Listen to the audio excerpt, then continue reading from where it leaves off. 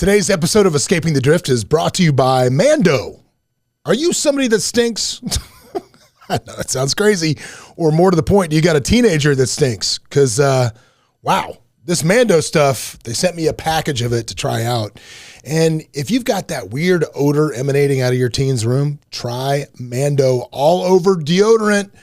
Because this package they got us, man, I put it on the boy, and I got to tell you, he and his room have never smelled so good. I mean, literally, you can use this stuff all over you. I'm talking about your feet, your butt crack, anywhere you got skin, this stuff will work as a deodorant. It was created by a doctor. It lasts for up to 72 hours. And all of this stuff is baking soda free and paraben free. So if you want to try it out, if you yourself are stinky or you got a stinky teen, I'm telling you, this stuff will change your life. You can get right now Mando Starter Pack, which is perfect for new customers. It comes with a solid stick deodorant, cream tube deodorant, 2 free products of your choice, like a mini body wash or deodorant wipes. You get free shipping, and as a special offer for our listeners, new customers get $5 off a starter pack with our exclusive code. That means that you're getting 40% off of this starter pack. Just use the code Gafford when you go to shopmando.com. That's user code Gafford at shopmando.com. You're going to get 40% off. So support our show. Let them know that we sent you. Obviously, this is a paid advertiser, which is how we get to be able to do what we do for you guys. So check them out. Smell fresher, stay drier, boost your confidence from head to toe. Try Mando. And now, Escaping the Drift. So I started getting a call from a couple people to speak, and I'm like, I don't speak. I'm a broker. Yeah. So, well, just come and like motivate my salespeople, right? I said, I don't speak, man. I'm watching the market.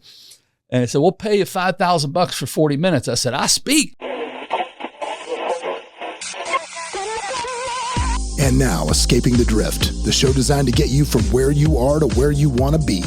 I'm John Gafford, and I have a knack for getting extraordinary achievers to drop their secrets to help you on a path to greatness. So stop drifting along, escape the drift, and it's time to start right now. Welcome back to the program, everybody. And man, like the opening says, getting you from where you are to where you want to be. And today in studio, I got a dude that, I'd say he's a millionaire, but he's an undercover millionaire, meaning he was actually on that television show, The Secret Millionaire. He's twice named the National College Speaker of the Year.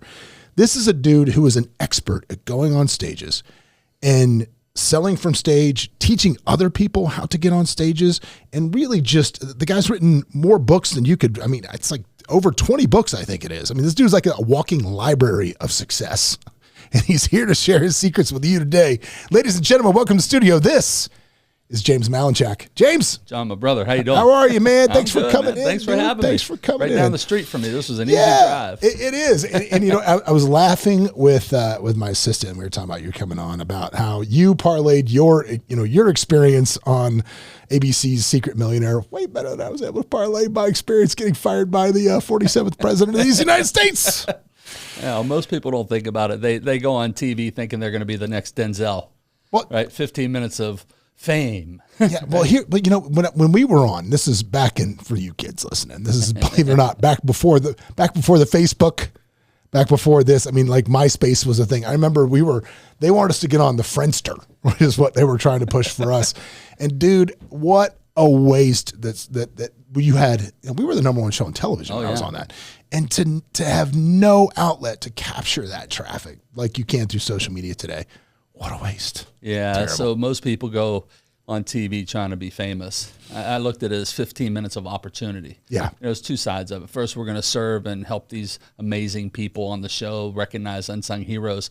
But I was smart enough to realize there's a second side to the coin in business, right? That's why my logo is a coin. Second side is that business. So I went on with a whole plan on how to drive leads and things I would say, and I had 30 different opt-in pages coming up, all running SEO keywords around the show. And dude, so, yeah, we had like 300,000 people, I think it was. I think, it's funny because when the show was on, right, we're talking about your show, like, it's great you got that into your show, and they got past the edits was magnificent. With us, obviously, when you're on like a you live there reality show, it's a little different, right? You're just a pawn, they're telling a story. But at the end of it, like you do get to do all that press, right? So I was on, like, you're on the Today Show, you're on Fox and Friends, you're on all this stuff, dude. And I had all this stuff for my tech firm that we were going to sell this great product we developed. And it was like, okay, what can we sell that people need that we can capture stuff? So we developed, and this is back in the day, this is 2007. So we developed a product called Web Popper, which was really just, you could pop up a website. It was like an early version of Wix, what Wix would be now. Easy website builder, easy domain registrar, the whole thing. I'm like, all right, I'm going to push this thing. And my first interview that morning was, what was it? MSNBC, maybe Power Lunch or something. It was one of those, whatever. And I get on there and you don't realize how fast those news interviews are. And it's like, dude, before, like, all they want to talk about was how much I look like Vince Vaughn. And literally that's all they talked about. They put a picture of side by side with him.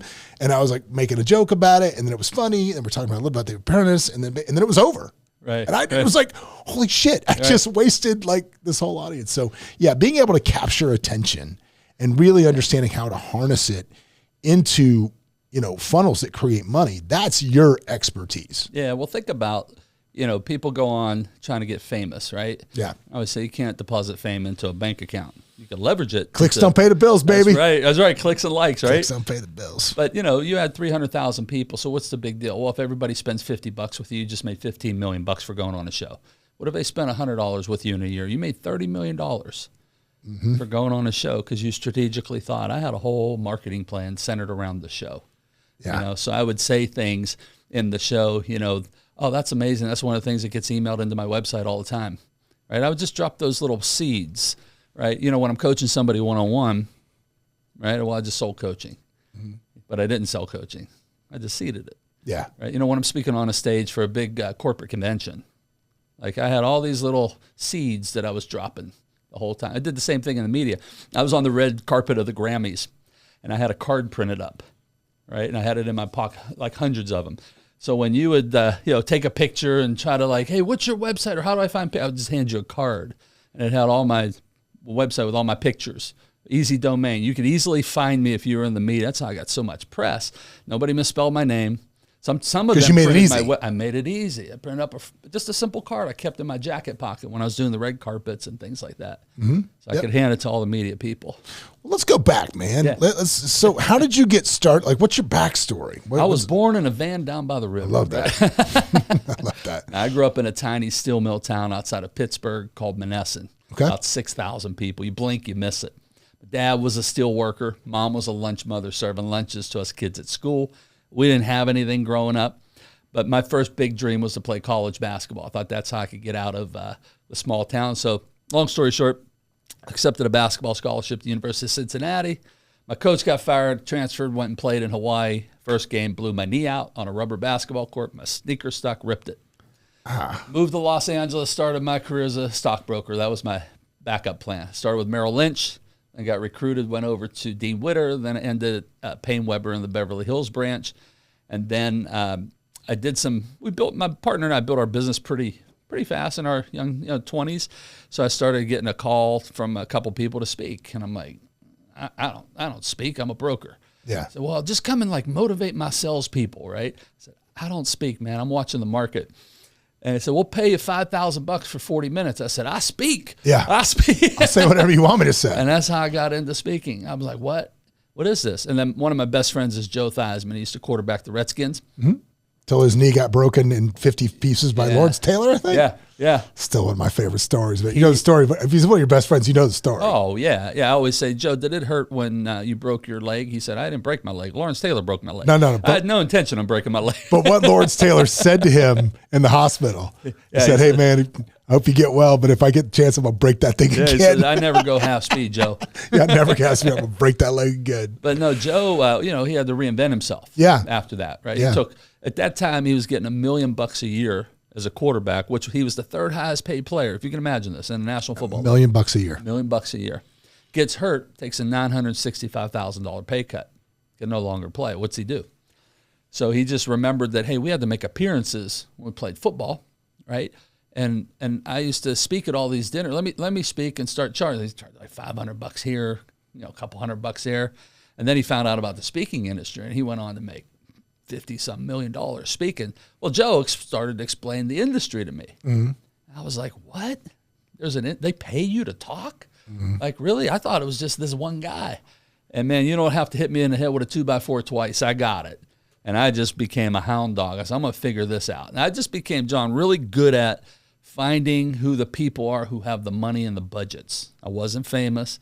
I didn't win a Super Bowl. I didn't fall the airplane and live kind of thing. Yeah. I just knew who had the budgets, when they were coming due, what their fees were, what topics they're looking for.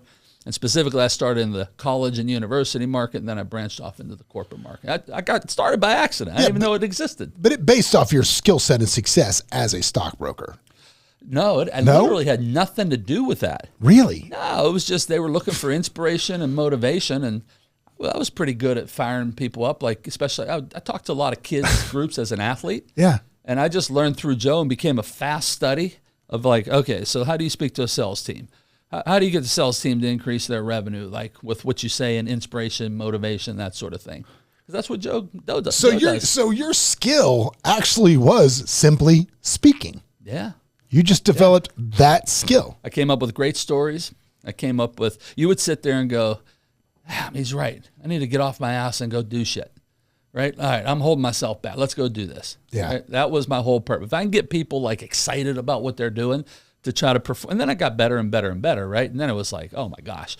I mean, let me take people from 97%ers status quo and let's make everybody a 3%er and then a 1%er. Like that became my focus. Like, how do you like kick people in the rear and get them in gear? All right. Well, somebody's listening to this right now and they're thinking to themselves, I could do that. Sure. I could do that. So let's go start with me. Let's say I can do that, right? So what are the keys, number one? So what are the steps to this? Where do you start? Yeah, the first thing is you got to pick a mark. Everybody says you start with a message. Nothing could be further from the truth, right? Start with a message. You don't even know if people care about it. You start with a market. Amen. So if you say, man, I want to get paid for like all these corporate, actually that's the reason I moved to Vegas 20 some years ago.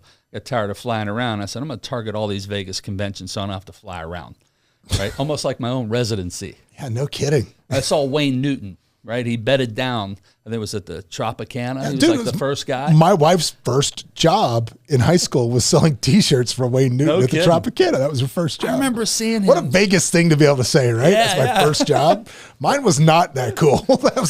I remember seeing him on, I think it was Larry King or something, 25 years ago. And he just signed this 10-year deal, right? And they asked him, well, why would you do this? He said, man, I love entertaining. I hated to travel. And I was like, oh my gosh, I'm on the road 300 days a year, flying all over, 20,000 conventions in Vegas. I'm moving to Vegas, and I'm going to target all these And it becomes probably more appealing because you save them on the travel cost. Bingo, and I give them a discount too. But first thing you got to figure out who you want to talk to, right? So if you want to get paid to speak for corporations, they have different needs than colleges and universities for students or for educators, or if you want to get paid for youth groups, that's different topics. Here's the number one mistake everybody makes. They don't start with a market. They don't find, like, let's say you pick corporations, right? You need to find out what the event coordinators are paying money for, not what you want to talk about. Yeah. Right. You got to match, and then you take your message and you match to what they're already used to booking and paying money for. So I'll give you a simple example. You probably heard of Chicken Soup for the Soul, the book series. Yeah, sure. Yeah, so Jeff Hansen. Yeah, Mark Victor Hansen, Jack Canfield. Yeah. Jack's been my client for years. Blending them together in that name. So when that whole movie, The Secret, and that law of attraction craze came out, Jack wanted to speak for corporations. You know, he's like $40,000. And I said, Jack, no one's going to book you. You can't bring that esoteric type topic into corporate America. Yeah, you got board of directors, shareholders, different ethnic backgrounds, religious beliefs. I said, but if we take your stuff and we repackage it as the success principles, which is his book now, how to go from where you are to where you want to be, which is what you said earlier. Shocking. Right? See, so there's a market for it. See, I knew that's why you people were listening. There's a market for this. It's proven. I told him, I said, you can't market that esoteric woo-woo stuff to corporations. But if we repackage it, now you get booked because that's what they want. They want success, achievement, right? Get off your butt, overcome challenges. They don't want wooey law of attraction stuff. Yeah. So you got to start, number one, with what the market is that you want to go after. So how do you now I agree with you completely. And I talked about this before on this show, but you know, I love how people could, collect trophies in their office, like all their awards and stuff. I have like a wall of failure in my office. Like I have $100,000 bottle of vitamins in my office. I love that. because 25 years ago, me and my sister started a nutritional supplement company without asking if anybody wanted to buy them. And we just filled up a warehouse full of nutritional supplements. They ended up all pretty much going to the trash with the exception of the one bottle I have in my office to remind me to test the market before you invest in the product. So how do you test the market for what you want to talk about or what you think they want to talk about? How do you test the market? Yeah, it's so simple. All you got to do is go to a major Speakers Bureau website like Washington Speakers Bureau, which is the #1 Speakers Bureau in the world, and you look at the speakers they have and the topics they have. And you know those topics work because they wouldn't allow those on their website to be promoted to their clients if they didn't work. So I mean, I could tell you right now, like in the corporate market, anything that helps with sales, customer service, team building, teamwork, motivation, inspiration. Good friend of mine, you may know him, Rudy, from the movie Rudy. Rudy lives here. Yeah. Rudy's been speaking for 30 years. Yeah. And what's he talking about? Inspiration. Don't quit. Don't give up. Yep. So peak performance is huge. Anything that like lights a fire under people. So it's not hard. I mean, you don't have to do any research. I just told you right then and there. Yeah. So you literally just go see what the big boys are doing, or big girls, if you will. Who are getting paid. Who are getting paid. Not free talks, paid talks. Who are getting paid. Yeah. And then you see where you can plug into that. Yeah, and you model. So let's give me the framework of a good talk. Oh, it's very simple. I'll give you my outline. This is all I do for talks.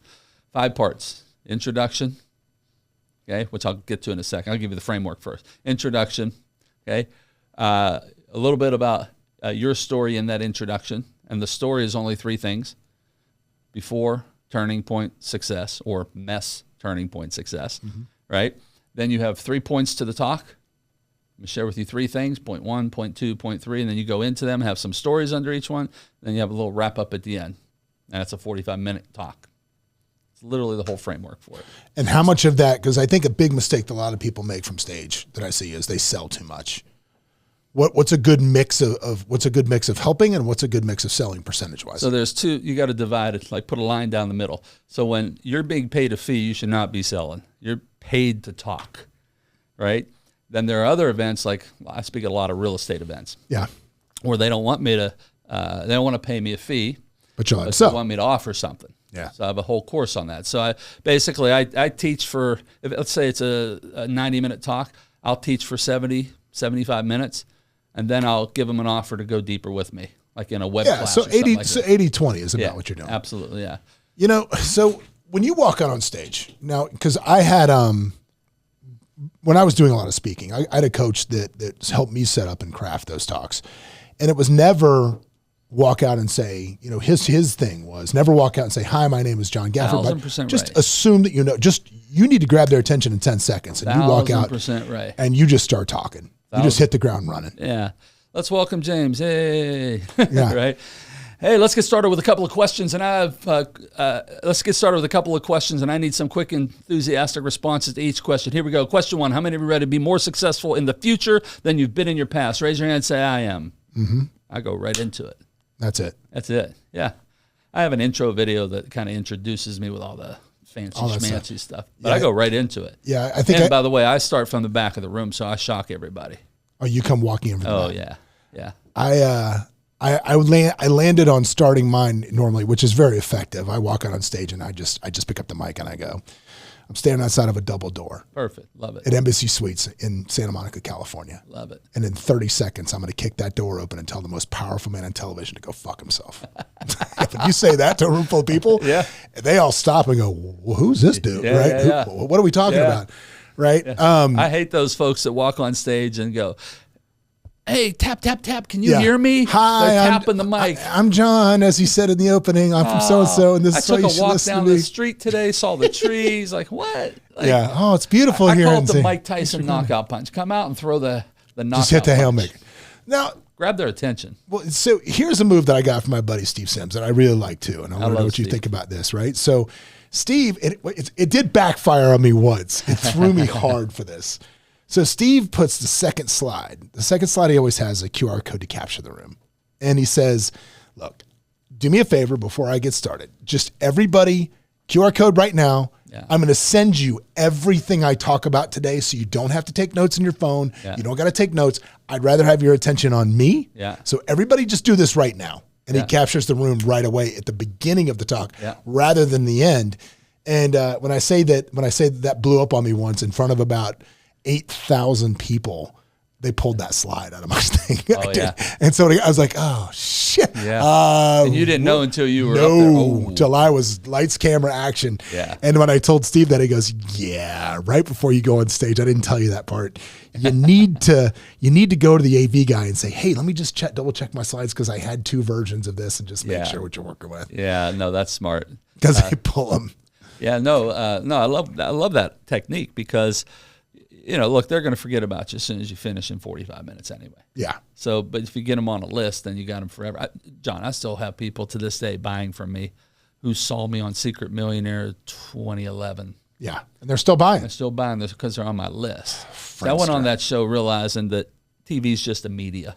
Yeah. It's no different than run Facebook ads, YouTube ads, Sunday newspaper inserts. It's a way to, if you do it the right way, it's a way to acquire quality leads. And the right leads if you plant the right seeds. So, technology has advanced so much since 2011. When did you start doing this? Doing funnels and this stuff? Because you were actually building HTML websites with landing pages at this point. It's crazy. Because there was no ClickFunnels. I was doing it back in 2005. Okay, so that's deep. Yeah, I used to have an internet company where I would build all this stuff for them. Funnels, thank you page, upsell page, downsell page, sales pages.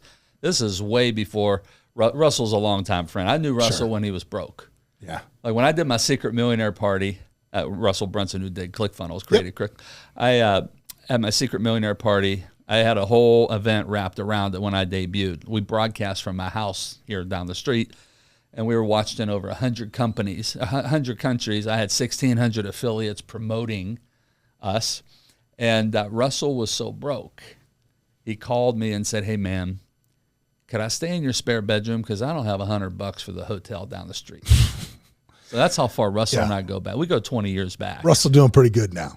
Yeah, 265 million last year, 150,000 subscribers. I was just with him at his event. Yeah, ClickFunnels this week. It's so funny. I went to a couple dinners and people are like, did you go to the event? I'm like, bro, when you live here, you can't go to the events. You just go to the dinners. That's like the dinners around the events.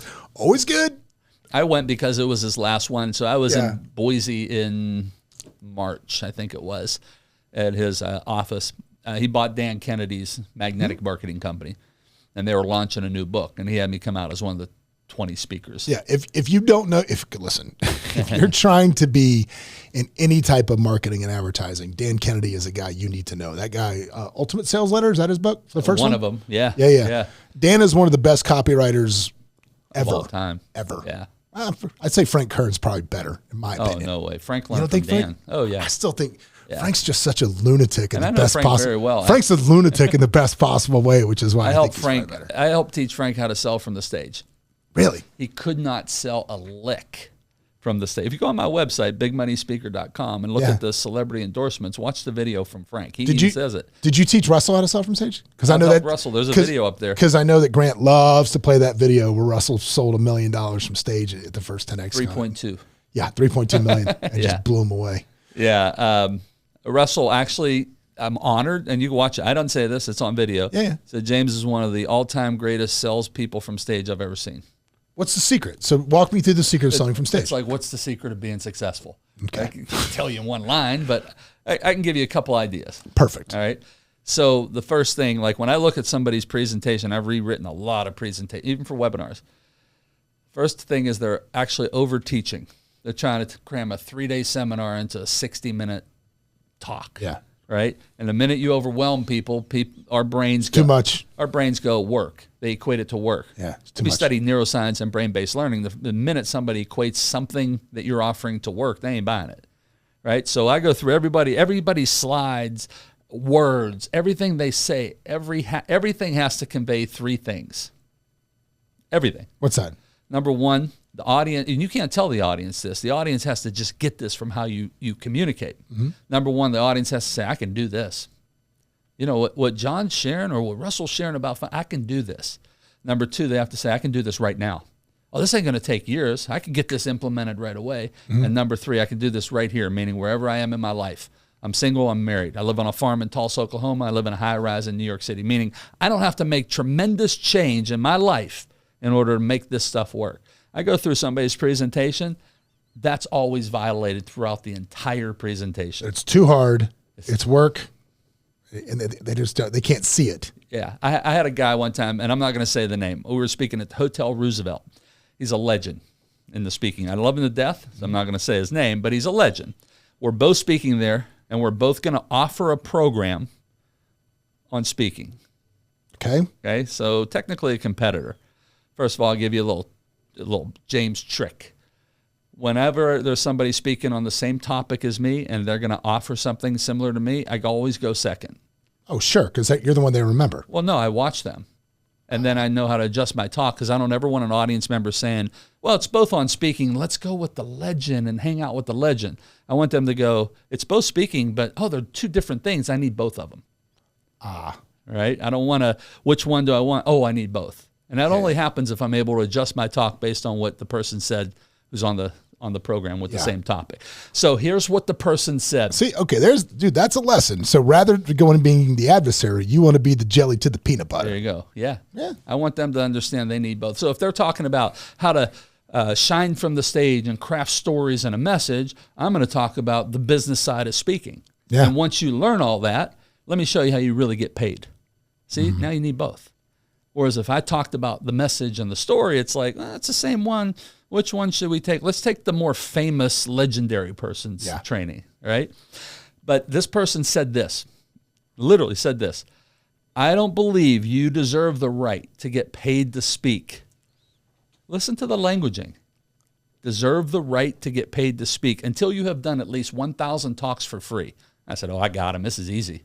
This is easy because here's what goes through your mind. 1,000 talks. If I do 100 a year, that's 10 years. That's a lot of work. I can't do this.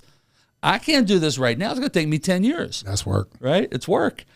I can't do this right here in my life. I got kids. I run a business. I got to make big. I'm not buying that. So I started switching everything around and showing speed. I would have videos play. People say, hey, man, I'm here with James's training. First 2 hours on day 1 of 4 days. He taught one strategy. I went out in the hallway. I've never done a talk before in my life. I made a call to the event coordinator, and they just bought 5,000 of my books based on what he said. I don't even know what I'm doing, and I just sold 5,000 books. Yeah. I just sold speed. 80% of the audience bought my stuff, which ticked me off. 100 should have bought it. And nobody bought his. Not because he's not great. It's because it was work. It was work. The audience didn't say, I can do this now, I can do this here. Mm-hmm. So that's the underlying foundation throughout a whole talk. So when I'm doing crafting a presentation where I'm going to make an offer, I'm going to sell something, every talk, every word, every slide, every image, if it doesn't convey that, I got to adjust it to make sure it conveys it, or I got to take it out. So you stop and say, does this look like work? Oh, yeah. I go through. If you knew how many hours I spend on writing somebody's presentation or my own. Yeah. Because think about it. You could go up there and literally have a 7-figure day in 90 minutes if you do it the right way. Yeah. You can have a 6-figure day in 90 minutes if you do it the right way. Why wouldn't you spend time on it? So that was one of the hidden secrets of speaking. And by the way, when I started, I didn't know any of that. I just thought speaking was fee-paid speaking. Yeah. And actually, Mark Victor Hansen called me 2005 and said, hey, man, I hear you're this college speaking guy. Like, you know how to get booked for colleges and universities? I said, yeah, I'm kind of doing that. At the time, I was 2-time National College Speaker of the Year. He said, I got this event I'm doing, teaching speaking. I want you to come and teach speaking on the college circuit. I said, sure, here's my fee. And he's like, well, no, we don't pay fees. I'm like, what are you talking about? He said, well, everybody speaks, and then they make an offer at the end. I said, how many people are you going to have? He said, 500. And so in my mind, I was going, because my training was $2,500. I'm like, oh my God, I can't believe 500 people are going to be $2,500. Yeah. But remember, I'd never done this before. Right. So I was so naive. And so I went there and I made the offer and nobody bought. Because I didn't know what I was doing. I thought if I just talked. Yeah. So, hey, if you want to learn how to do what I just did. Yeah. Give me $2,500 and let's move forward. But I watched a couple. Dan Kennedy was speaking there, and I watched this long line of people. There's a guy named John Childress who was big in real estate back then, trained all the real estate speakers, and there was this long line for him. And I couldn't understand because I had a long line too, but they were hugging me. Yeah. And no one bought. No one's pulling a pen out. So I went and I invested in everybody's training. I said, there's something not right here. I got a standing ovation, but I got nobody investing in my training. Yeah. I had people saying, man, I took 14 pages of notes. I learned so much. Best talk at these events I've ever heard. Great, you coming to my training? No, I'm going to go to Dan Kennedy. What? So I didn't understand what I was doing. I went to John Childress's training for the first time. 30 minutes into it, I quickly realized probably the most important lesson I ever had about speaking. I speak, but I don't know how to speak. Okay. I was talking, but I didn't know how you structure a presentation that people buy from you at the end. I didn't know what you share, what you don't share. So I'll give you a little tip on it. So wait, so you got obsessed with watching other people's stuff, which is the best way to learn. I love to this day, man.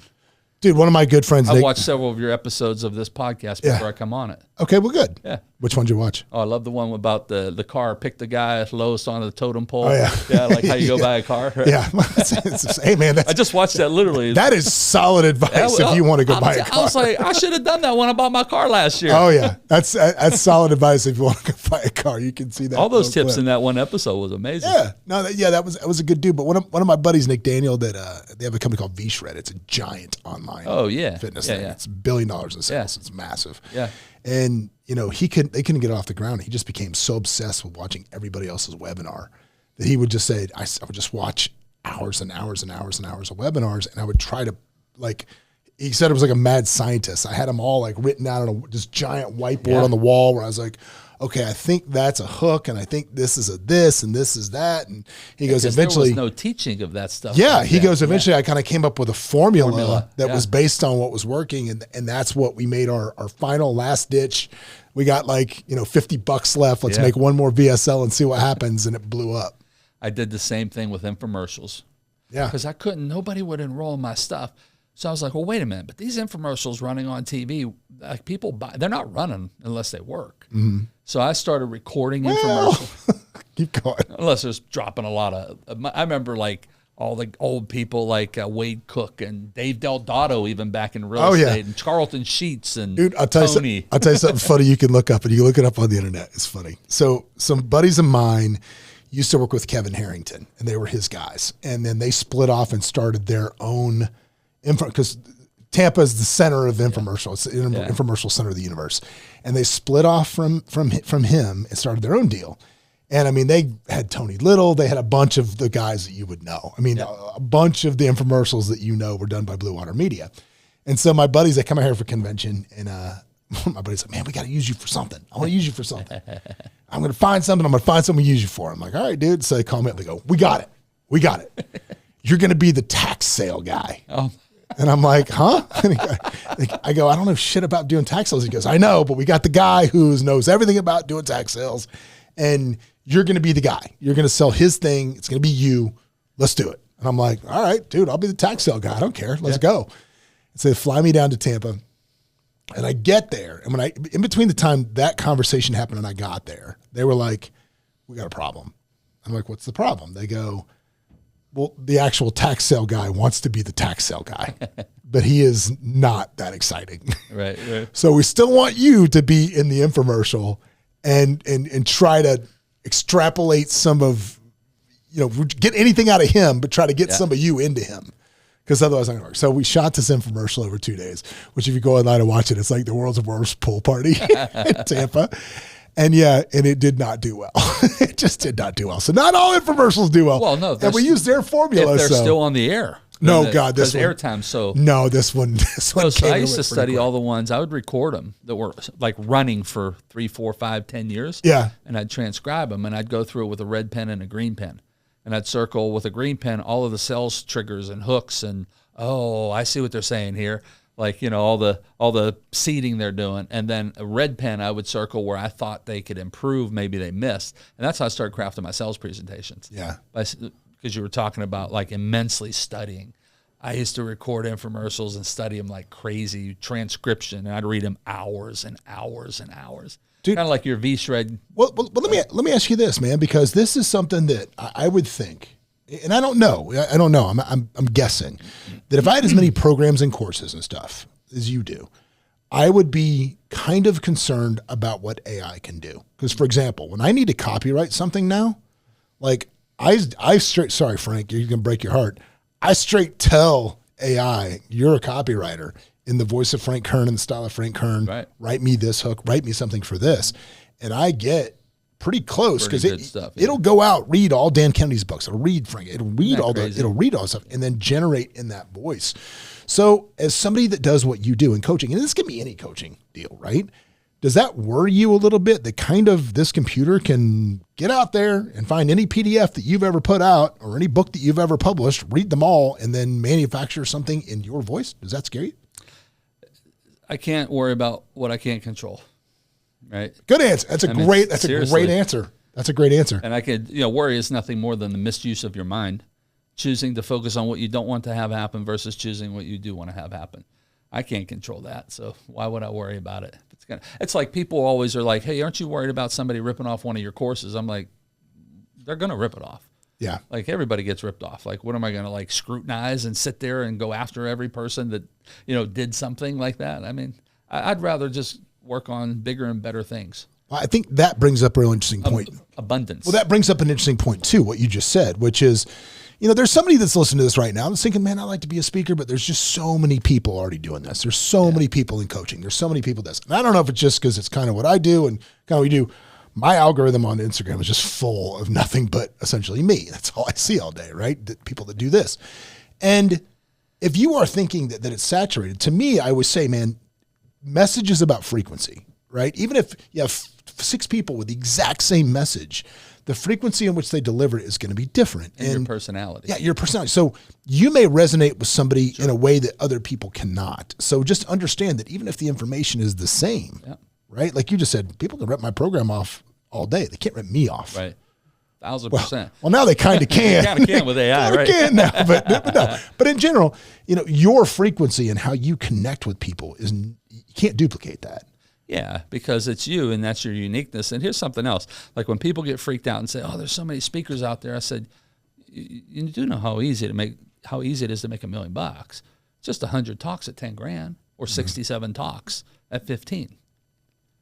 Like we can't find 67 people in the whole world if we package you the right way that'll book you for a talk.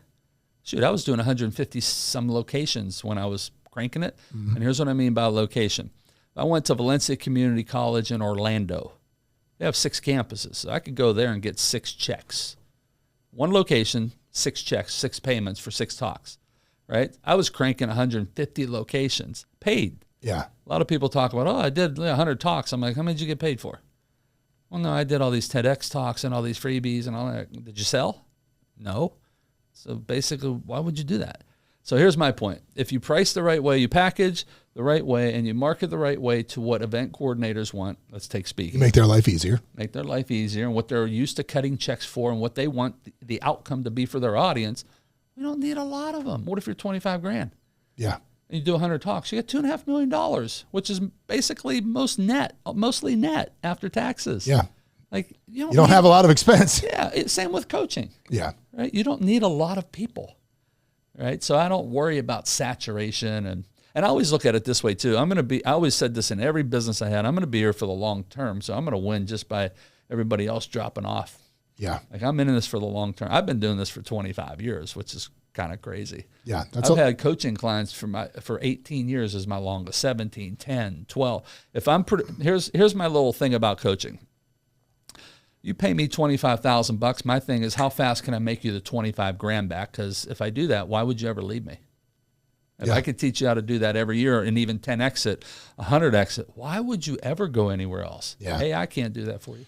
I got to ask this because you've been doing this so long. I know. I started when I was 5, by the way. Started with 5, right?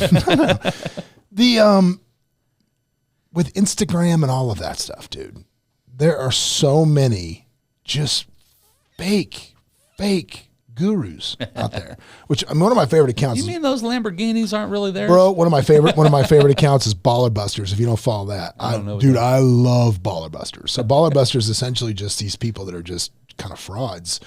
Just pokes them out. And it's so funny, man, because I went to dinner with somebody, let's just call them a large fix and flip lender nationwide. Okay. Right? And it's a guy that I know, and we were just chatting over a couple of drinks, and he made the comment to me. He goes, "Yeah, dude," because we were just talking about this influencer, that influencer, this and that. And he goes, "Buddy," he goes, I'm their bank. I see what these people do." Yeah. He goes, most of these dudes that are selling real estate courses out there can't show me a bank account with 10 grand in it. Yeah. Oh yeah. They're unbankable. And I'm like, how is that possible? And he's like, dude, I see it every day. People, names that you would know, obviously he's not going to go so far as to tell me who they were, but he's like, names that you would know. These dudes can't put 10 grand together. Mm-hmm. So give me some advice for if I'm somebody looking for a coach, how do you effectively, in this day and age of all show and no go, how do you effectively vet that person to be real? Yeah, so here's all I could share is what I do for myself, because I'm a big believer in investing in coaching. I still do it. I never would stop. Mm-hmm. But I had I'll give you a personal example where I had 3 life insurance agents come and want to sell me policies, right? Every one of them, I tell them to open up your portfolio and show me what you got. Yeah. First 2, lips are quivering, right? Didn't want to do it. The third one was the only one that did it. Showed me his policies, why they're set up. Right, here's for our kids. Here's our key man policy, blah, blah, blah, blah, blah, right? I said, okay, cool. Picked him. You're the guy. Did 7 figures with the guy. Yeah. All because he showed me. So I want people to, that line, been there, done that? Mm-hmm. Total nonsense. Been there, done that, still doing it. Yeah. So I retired like in 2017 from doing my speaker events and trainings. I'd done 1,000 of them. My first one was in 1999. Mm-hmm. And it was kind of just time, right? Everything has an evolution. And I start seeing all this stuff popping up over the years. I was like, this is just nuts. These people who are teaching speaker stuff, such misinformation. So I said, I'm coming back. I'm going to come back in and just teach people the right stuff. And that's going to be my legacy on how I really help people, right? And so I tell people all the time, if you're thinking about that speaker trainer, you should have him or her open up their calendar and show you how many talks they booked. If they tell you they could sell on a webinar, tell them to open up their bank account and show you. Mm-hmm. So my whole thing is proof. If I'm going to take relationship and marriage advice, I want them to be married for 30, 40 years. Yeah. Well, not divorced 5 times. Dude, it's the same way in real estate, right? It's the same way what we do. It's like, I know, and just I know a call is going to go miserably when it starts out, when somebody tells me how long they've been selling real estate. Right. It's like, bro, that's your claim to fame is you've been doing this for 20 years. And you sell 1 deal a year for 20 years, that means you've done this 20 times. Yeah. It doesn't matter. Most people, to build expertise, it doesn't matter how long you've been doing it. It's how much of it you've done. I care about results. Yeah. I believe only results matter. And you need to show me that you're doing it. Not that you did it 20 years ago. Yeah. Because markets change, business changes, life changes, right? I listed my house, I don't know, about 7, 8 years ago. I thought I was going to sell it because I was getting a place in Florida. I had 2 agents come by and see me. First thing they do, they walk in and they hand me their packet. I said, hey, nice to meet you. Thanks for coming. Here's the door. Took like 30 seconds. Mm-hmm.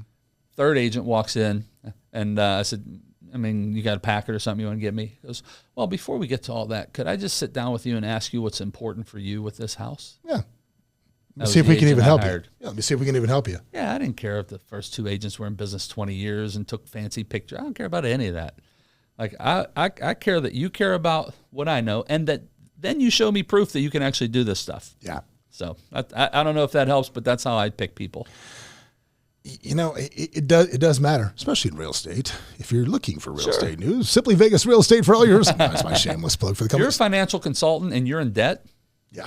That's called a clue. Dude, I don't want to work with you. I love it. So it's so funny when we agents want to join the company here, right? When they come over, I know that they've gotten these dog and pony shows from these other companies with let me show you how our pyramid works, and let me show you why you're going to be a gazillion. Let me all this random stuff they're showing them, right? I start the presentation with a new agent every single time. Not new agents because we don't hire new agents, but an agent new to me is I just fire up the MLS. And I go, okay, this is something I can see that you can't because I'm a broker. Right. This is the ranking report. This is every company. This is every company in Vegas. This is where they currently rank. See that one right there? Yeah, that's me. That's number 1. Right. See this office? Yeah, that's me. That's number 1 right there. So pretty much that's my pitch. Yeah. And that's so what can we do? That's it. Because I can't cheat that. It's real-time data of here's the MLS, man. I can't make this fake. It's not. I see like certain sales trainers on Instagram and all that, and I'm like, I know them. They can't even sell their own sales training, bro. And they're out there telling you they're gurus. Right? Or here's the worst, John. This is one that drives me nuts. I'm teaching you my Millionaire training, and I had to set that guy up 3 years ago on a 24-month payment plan to pay off a $5,000 debt for me. That's the dude. That's the dude that can't put 10 grand together. It's and that guy is everywhere. Yeah. Yeah. But look, I rented this really nice car. Yeah.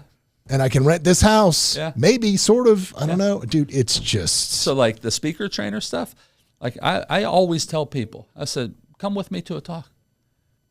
Watch how I sell from the stage. I'll open up my PowerPoint. I'll tell you everything I'm doing. Work the back table. Hang with me after, we'll go to dinner or lunch, depending on when I speak, and I'll break down the presentation. Matter of fact, I want you to keep a notebook and write down the stuff behind the stuff you think you saw, because then I'm going to quiz you on it, right? Or if I'm doing a fee-paid talk, come with me. Watch how I rebook that talk on the spot after, right? Come with me and watch me talk. Ask those other speaker trainers if they can, if you could go watch them. They won't let you because they don't book any talks. They're selling courses. Yeah. Those who can, and those who can't teach. There you go. I'm a big believer. Been there, done that, and still doing it today. I love it. Well, let's talk about these books, man, because you've written a bunch of them. I got your. This is the newest one, I'm assuming, Millionaire Success Secrets. Oh, that was a few years ago. I did that when I came off the TV show to play the kind of piggyback and attach to the Secret Millionaire TV show. Yeah. Dude, yeah, there you go. So my contract with ABC, they own Secret Millionaire. I was going to call the book Secret Millionaire Secrets, and they own the name. So I said, well, hey, could I use Millionaire Success Secrets? That's great. Is this to the kid? That's true, yeah, because Hayden was cool. I got yours over there. You realize that Hayden is my 16-year-old son. Yeah, he was texting me. He's the one set this all up. Yeah, so. Dude, I'm telling you, man, dude, I love that. He is my son is we just did the West Coast tour of schools. Oh, nice. Shortly we're going to go do Vandy and Notre Dame, and then some of the Boston schools we're going to go see. Oh, nice. He takes after his mother in that diligence with the grades. Didn't get that from me. Didn't get that from me at all. Didn't have it. Yeah, I almost got on the back of the new roll C student, or if I could, or C plus that. C 2.3 AVG is what I was going to get. Yeah, I was a C student in high school, and that was see your way through school. See your way through school. I love it. I love it. My parents had a bumper sticker. You know those bumper stickers? My child was honor student of the month at XYZ school. My child, I beat up your honor student. No, my child helped your child become honor student. Exactly. Yeah. My child gave your child something to cheer for during sporting events. We'll just say that. No, you know what? I got to pay you some homage, man. I didn't even know who you were. And your video, it was a post you did about 7-8 months ago commenting on Trump. Yeah. And it was something about, appreciate people who helped you and opened doors, that sort of thing. Yep. And I commented on it because I was like, yeah, people sometimes forget which tree the apple fell from. Yeah. And certain things that were beneficial. Yeah. Right. And then that's when I started following you, because I was like, this dude's real. I like it. I started watching some of your stuff, and I was like, yeah, I like this guy a lot. Man. Well, I like that. And then that's when you reached out of the blue, like 2 months later or something. Yeah. I think because I started liking your stuff because I was watching it. Yeah, social media is such a funny thing, man. And that's, honestly, people ask why I do the podcast, why we do this. And it's to grow the network, man. I mean, you live here, I live here. Like, we should know each other. Literally 5 minutes from here. Yeah, I live 90 seconds across the street. idea. I live 90 seconds across the street, which makes it lovely.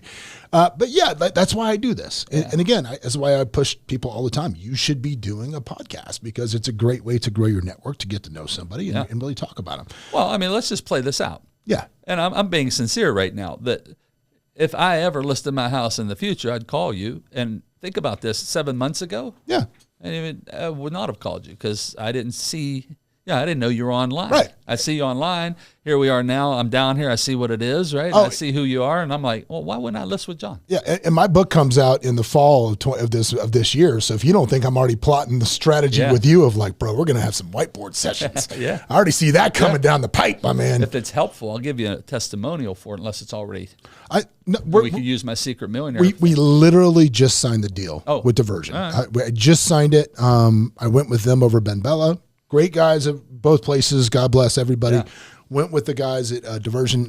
They're an imprint of, like I said, Smith Schuster, just because they could get me out in the fall. Oh, yeah. Like, I've been working on this book for like 2 years. I mean, it's, it's evergreen, but there's stuff in there where I'm like, I need to probably do something different in that situation now. So there's going to be some tweaking. And oh, man, Can I give you one tip right now? Yeah, man. So the majority of the companies incorporate, I don't know if you're going to plan on maybe trying to speak. Yeah. Oh, yeah. That's what I've done before. Yeah, that's what I've done before. Well, majority of companies and organizations have one of three budgets. They have a learning materials budget for their people. They have a continuing education budget, or a T&D, training and development budget. Mm-hmm. They're pretty much all the same, right? Different than a speaker for a convention budget. These budgets over here are for training materials, continuing education, et cetera. So the line is, hey, you're interested in having me come and speak. I appreciate it.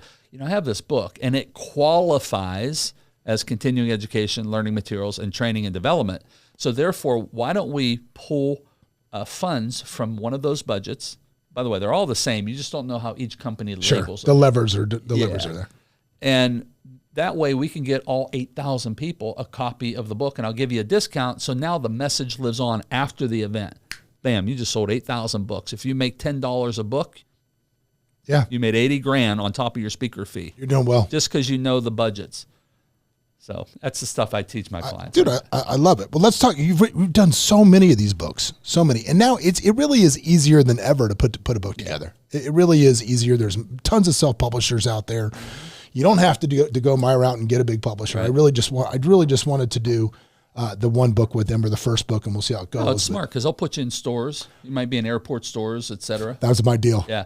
Because I'm a big law of attraction guy, right? Yeah. We talked about law of attraction, not so much, but I'm a vision board guy, right? No, I love law of attraction. It's a secret that was a little. Yeah, it's a little goofy, but so that's one of the things I use ChatGPT for, like effectively. And people don't I love when they're like, we're gonna do a vision board party and let's bring all these magazines. It's like, why are you bringing magazines to try to hunt out something you may want, right? All you got to do is go to ChatGPT and describe exactly what you want in incredible detail, and it will generate an image. Yeah. So I have a picture in my gym of my book in Hudson News. Oh, wow. It says bestseller. Love it. Sitting in Hudson News. And I look at it every day. Love right? it. And I every day I look at that. Love it. So part of my deal was it'll be in Hudson News. Oh, I love it. So, yeah, that's part of it. Yeah. Because I want to walk to the airport and see my book. Yeah, see, if you self-publish, you're not going to get that You're not going to get it. Yeah. You're not going to get That's it. smart that you did that. Yeah, I want to be in the airport and hold my book. And hopefully you negotiate a good buyback where you get a low fee for buying them back so you can resell them. Yeah. I do. I got I want to say, top of my head, it was 40% is what I pay for it. So it's not, it's okay. Yep. 40%. They think it's a $29.95. So half price. So obviously hardcover they're coming out with. Yeah, of course. And they also want to do all of it at once with the audio and everything. So nice. Good. A lot of work to do. Yeah. Yeah. It was. When's it come out? They say fall 25, which is why I did that. So fourth quarter this year. Did you write it yet? It's been done. Oh God. Gee, are you kidding me? Oh my God. No, zero chance it would come out. No, people think it's kind of like many, couple of years ago, I was involved in a deal and we bought a jet, right? Because we were going to do this jet charter business. And we bought a Dassault Falcon 50 and people are like, man, that must be cool to own a jet. It's like, you don't go buy it and then you get to take it up. There's a lot that has to happen before it goes. Right. And when I got in the book thing, I started working with some editors that were helping me in New York, Kevin Anderson Associates, that have been great. And they're like, okay, here's the process. Like, this is going to take a while. You're gonna write, we're gonna edit. You're gonna write, we're gonna edit. It could take a minute. It took almost 2 years to get it done. And part of that's on me, but to get it done. But they're like, but then a publisher, once you get a deal, it's going to take like 10 months to a year and a half. Oh, yeah. And I'm like, what? They're buying seasons for bookstores. Yeah. I'm like, well, why can't they just print it and put a picture on the front and put it in Hudson News? Why can't that? I'll drop it off if I have time. I don't care. No, it takes a long time to get it done. Yeah. I was shocked at how long that process is. Yeah. When I was on Secret Millionaire, I had a 3-book publishing deal signed, and I ended up actually canceling it because of how long it was going to take, because I wanted it to come out coincide with the show. Yeah. I don't need it to come out a year later. Yeah, it doesn't help. They don't, they didn't understand marketing, right? Yeah. It needs to attach to the show. Yeah. Right? Not a year later. And so I say, I don't want to do this deal. Well, that's, you talked about Trump. That's why I speed delete here, right?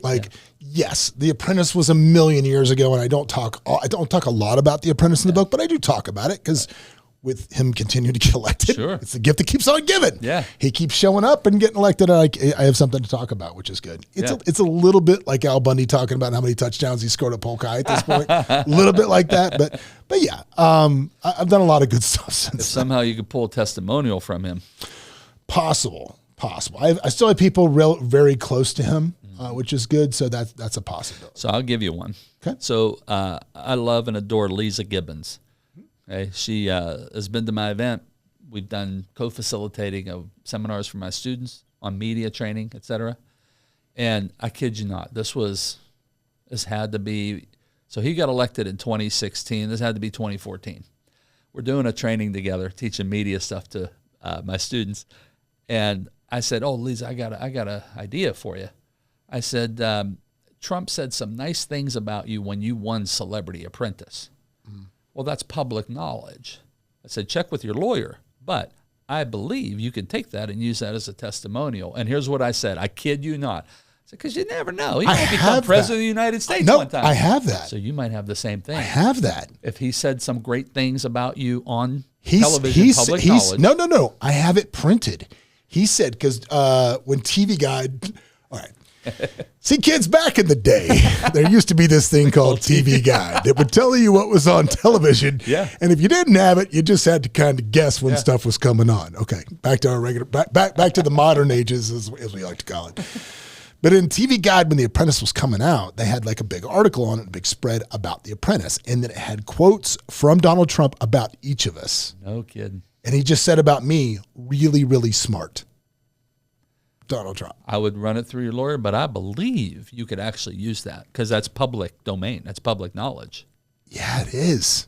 There you go, buddy. Look at that, dude. Man. And I got to tell you, think about any other shows you've been on. If you were on the Today Show or like all if you of were on those. Oprah and they said something. No.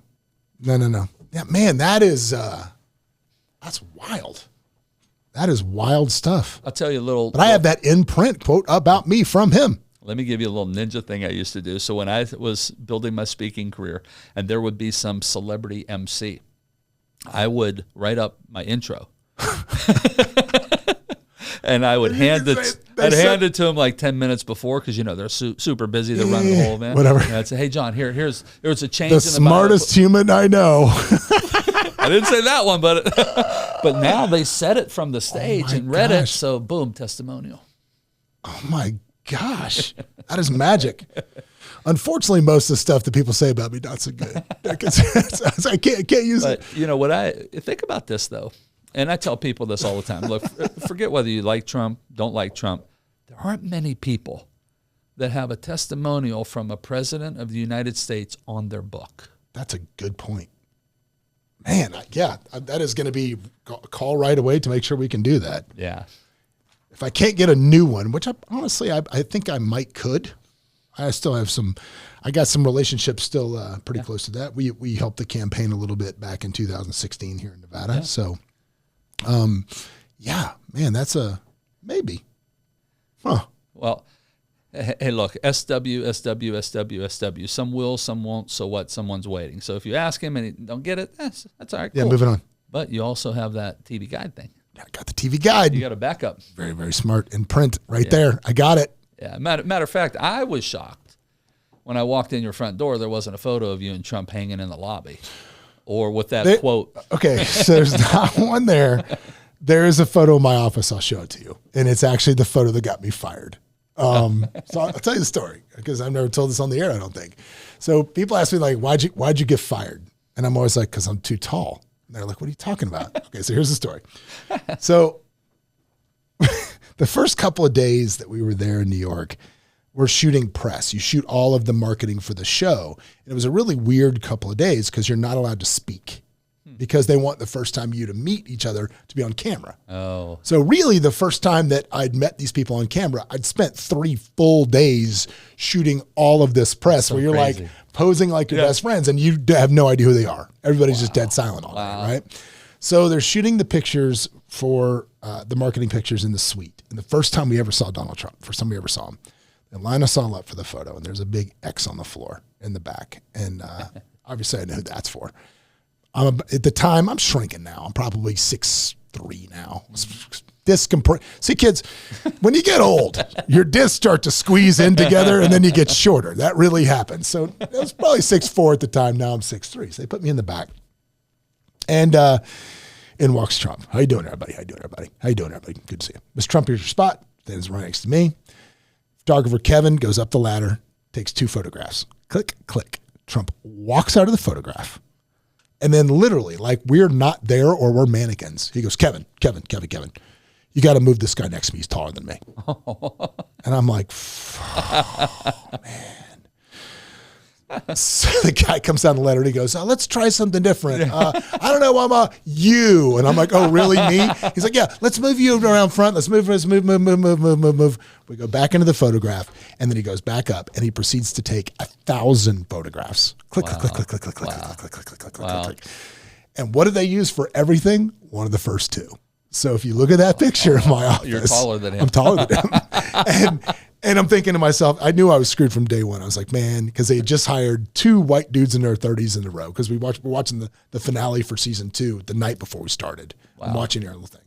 And I'm like, he hired another white guy in his 30s. No chance that's happening again. Not to take anything away from my dear friend Kendra Todd, who in my season that I was texting with this morning, not to take anything away from her, but I just knew it wasn't going to happen. Yeah. And after that, I was like, dude, he's going to get rid of me as quick as he can. Yeah. And I didn't give him a reason until about halfway through the season, but that's it. So there you go. But I love that photograph. That one is framed in my office for that reason, because I just think it's a fun story. I mean, I just think that celebrity association, like, somebody walks in here who's thinking of another real estate group, and it's like, oh, well. Well, dude, it's funny. The people that walk in here, we do a lot of very high-end homes. We sell probably, like, we have the highest average sales price of any big company right now, because we sell a lot of homes over $2 million. Right. So it's not uncommon to walk through that lobby and see somebody that you would definitely recognize sitting in one of those conference rooms. Right. Just be like, that's this person who's very famous because they're buying a house. It's not out of the ordinary here. Right. So I don't know some of those people, because a lot of them are in the entertainment business, being where we are. I don't know how that would fly. Yeah. I tend to try to keep my politics as neutral as I can, because, I don't understand, what's your philosophy on that? And so let's talk about that. We're going to finish with this little topic, because I think it's a good place to stop. But I always think, man, if you go heavy into your politics, you are eliminating 50% of the people that are definitely buying. Yeah. And then some people are like, but some people conversely say, well, if you go all in on something in politics, then half the people are going to love you and definitely want to work with you. So mine is, and it's always been this way, I don't talk about politics, religion, or relationships. Like, Yeah, it's Thanksgiving dinner table. Yeah. You keep it there. Yeah, and nor do I want to know anyone else's. No, I'm good. No. That's all I need to know. I mean, I have a lot of folks I've done business with over the years who we didn't see eye to eye on a lot of stuff, but we still liked each other and did business. Sure. Now, had that person been imposing that stuff on me or me on them, we probably wouldn't have done business and liked each other and still been, colleagues all these years. Yeah. I got to tell you, I tend to mute people on social media that are loud on both ends of the spectrum. Sure, 1,000%. Yeah. I don't care which side you're on. If you're loud about it, I'm going to mute you, because I'm just not interested. And if you're rude and inconsiderate and don't really know the whole story of stuff. Just going to mute you. Well, everybody's an expert on social media. You know that. Yeah, it's just, of course. And everything's true. Everything is true. Everything's true on the internet. Well, James, if they want to find you, how do they find you? If they want to learn how to speak, if they want to learn any of the stuff, how do they find you? It's very simple. www.bigmoneyspeaker.com. Not little money speaker. Bigmoneyspeaker.com. Or like we connected, DMing through Instagram. What's your Instagram? What is your handle? Just James Malinchak. James Malinchak. Yeah. So check it out. Dude, James, thanks for coming in, buddy. You and I... Eventually, we will sell your house, and we're definitely going to do some stuff with speaking. So, it's a pleasure to meet you, man. Thanks for having me. This has been great. It's 100%. Dude, listen up. You have a new fan. I'm a new fan of yours. Thank you. I appreciate that. Guys, listen up. It doesn't matter if you think the market is saturated. It doesn't matter if you don't think you're experienced enough. If this is something that you want to do and you want to pursue, helping others by being on stage, you can do it. You just got to learn how to do it. See you next week. What's up, everybody? Thanks for joining us for another episode of Escaping the Drift. Hope you got a bunch out of it, or at least as much as I did out of it. Anyway, if you want to learn more about the show, you can always go over to escapingthedrift.com. You can join our mailing list. But do me a favor, if you wouldn't mind, throw up that 5-star review, give us a share, do something, man. We're here for you. Hopefully you'll be here for us. But anyway, in the meantime, we will see you at the next episode.